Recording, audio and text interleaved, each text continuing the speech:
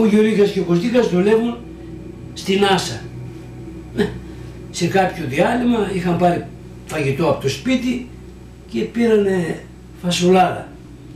Τρώνε φασουλάδα, ωραία, καλά, ευχαριστήθηκαν, αλλά κάποια στιγμή διψάσαν.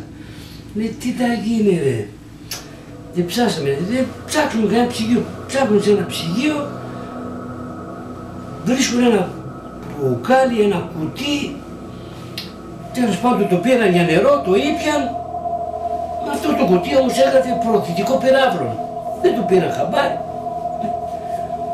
Περνάει μια 3/4 μισή ώρα, πήγαν στα σπίτια τους,